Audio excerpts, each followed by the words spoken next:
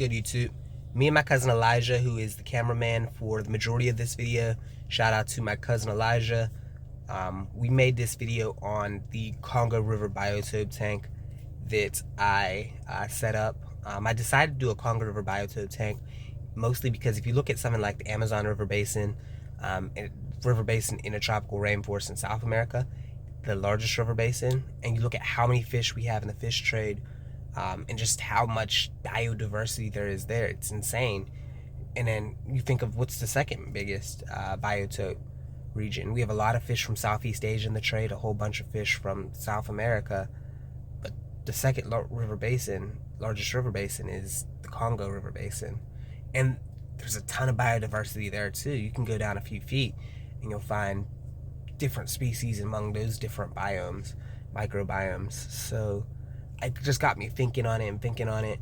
So I decided to set this up with some of the more common fish in the trade. A lot of stuff isn't in the trade just simply due to, right now, a lot of wars, poverty, and quite frankly, colonial racism that's been put on the region for centuries. So without further ado, let's get to the tank.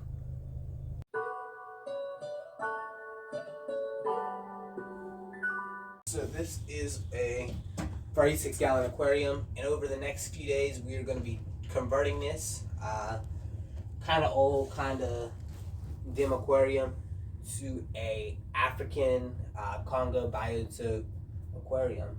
Right now it's not looking all too great. Gravel, a whole bunch of algae. It is cycled. I did have gourami in it, dropped into about 2-3 weeks ago, so it's still all a cycled tank, but we're gonna kind of rescape it, give it a new look. So yeah.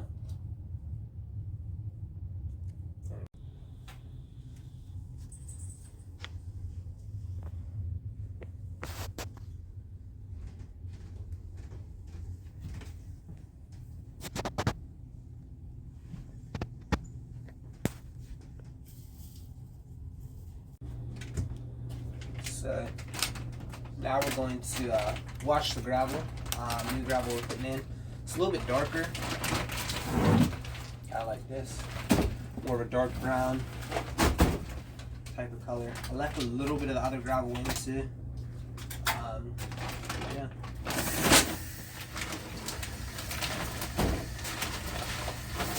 I'm gonna do this.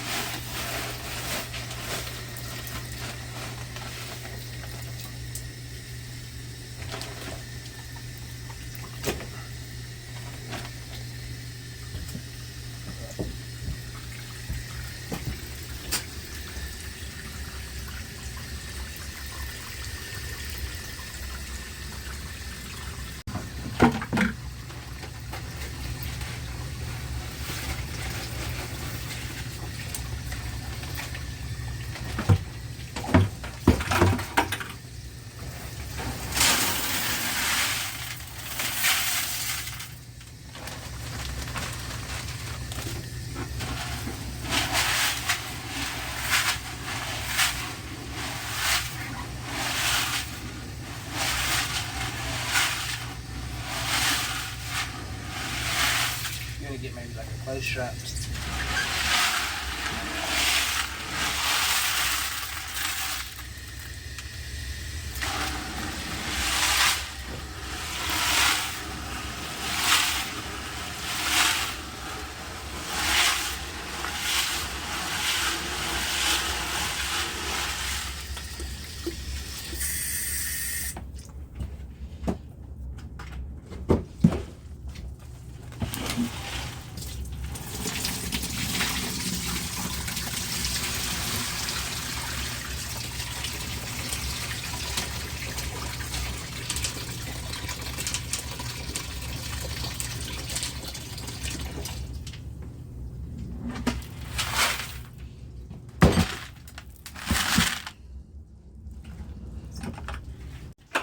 Okay, so add the gravel. New gravel to the tank.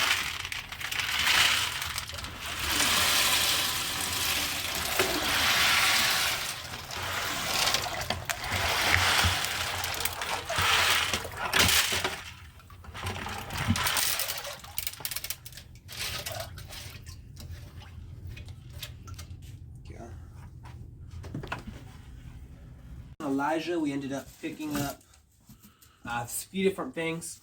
Picked up some driftwood, spiderwood driftwood for the tank, and we also picked up some of this dragonstone too. So we're gonna play around with it, see how we're gonna do the skate. But next few clips, I'm gonna probably put these in a bucket to soak. The driftwood I'm not really gonna soak. If you are trying to do a normal tank with driftwood, usually do want to soak it so it doesn't discolor your tank.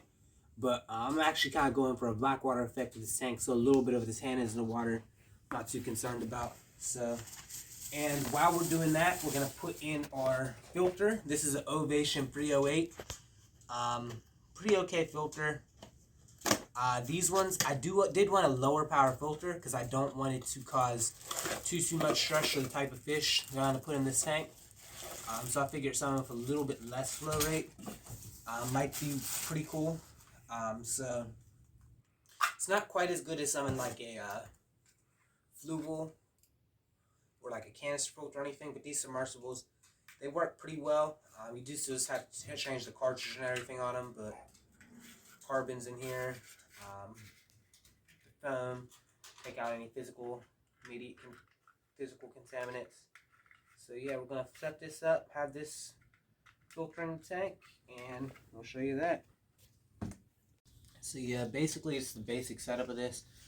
It comes with a whole bunch of different attachments and everything, but yeah, I'm just going pretty basic this way. I might end up turning it one way or another to kind of better fit the skate, but these filters, the nice thing about them, they don't take up as much space, which is kind of a benefit and a bad thing at the same time. And they can't take out as much bad stuff, but they are a little bit easier to hide in the tank than something like a bigger canister, than like a bigger submersible. So it's a pretty okay filter. So yeah, we're adding the submersible filter. It might be a little bit cloudy to see it, but right now I'm just putting it on the back wall, just get a little bit clearer.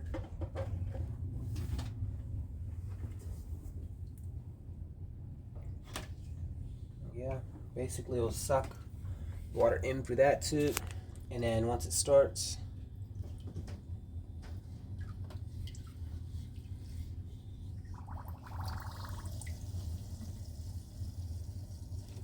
it'll pretty much come out through. Yep.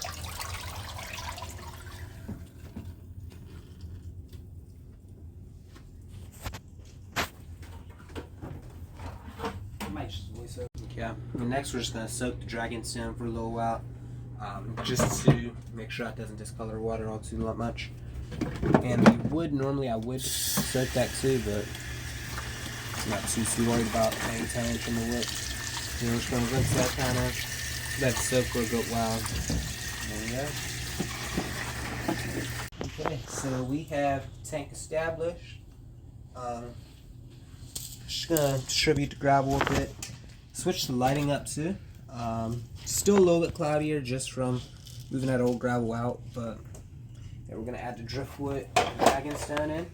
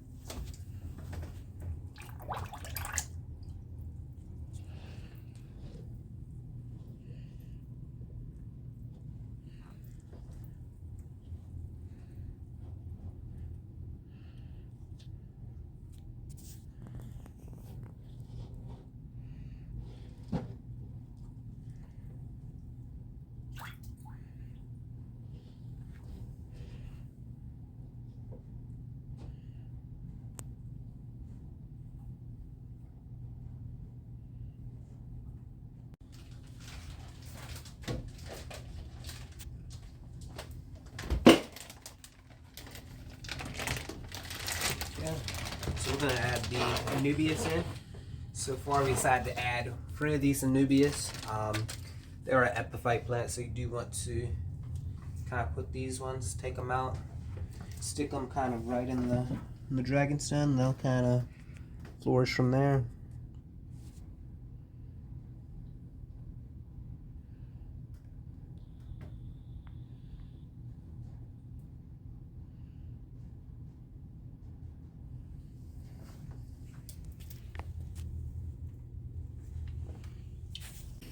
Okay, so our tank is set up. Still a little bit cloudy. It'll just take a little bit of time for that to clear up. But we use the spiderwood, dragonstone, and the Anubias plants too. Pretty okay scape. Might add a few more plants too in the future. But tank's been cycled for a good while. Gave a little bit more time just to kind of clear up and all that. I also did add another fluval aqua clear 30 filter, so it has double filtration on it. So yeah, that, and we replaced the heater to aqua top heater. So yeah, let's get to releasing some fish. So these guys right here are African longfin tetras. They aren't all as nice yet, but once they get to their adult form, they will look really cool. These guys here are Congo tetras, another African tetra species, and they also get pretty big. They'll get like the males tend to get a nice orange stripe in the middle of them. And these guys are Synodontis euripides, and they'll get about 4 inches. Just a real cool African catfish from the Congo River Basin. And I decided to add 3 African dwarf frogs to this tank. I'll probably end up adding some more later on in the future, but we're just going to start with these 3 just for now. So yeah.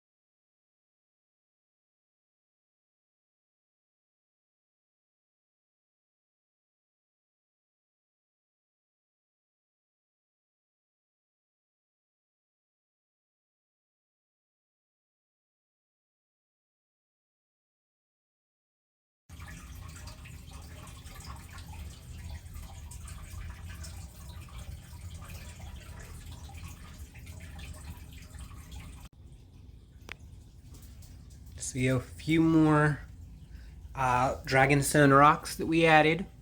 So there's some Anubias and African Java Fern. This tank is looking pretty good. So yeah, we have the African longfin tetras, Congo tetras. About a month later, as of recent, we added the African Java Fern.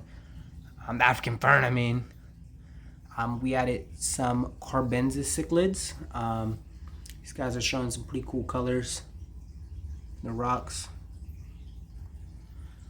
But we still have our African butterfly fish up there in that back corner, back there. Our Synodontis euripides are good too. Let's find them. Actually, let's just feed the whole tank. Just kind of see everyone come out.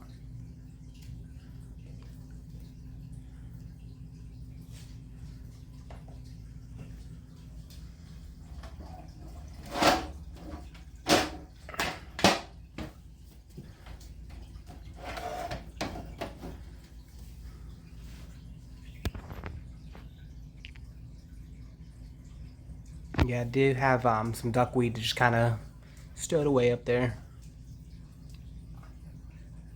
Ben's just getting the stuff at the bottom. Got 3 of them in there, 1 male, 2 females.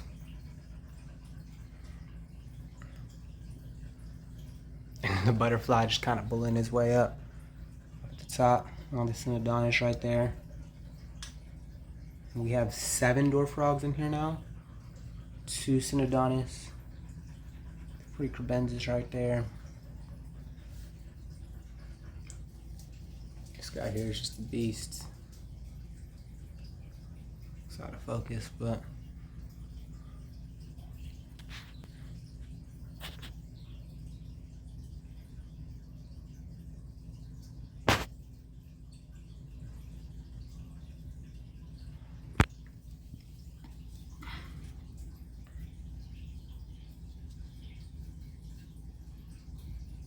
my main question is, there's 7 dwarf frogs in here. Where are they all hiding at?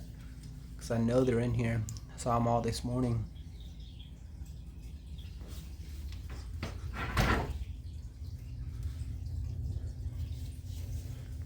And yeah, since all these are epiphyte plants, the fern and the Anubias, it's just gonna kind of take root on the rock, which is nice. I do have some bigger Anubias in the back, just different species. But yeah, this is my Congo Biotope tank. I'm looking forward to, as I said, adding a few more species to it, growing these African longfin tetras up. They're starting to get a little bit of size on them now, but they are nothing compared to how big they will get. So yeah, like and subscribe, and have a good one, y'all.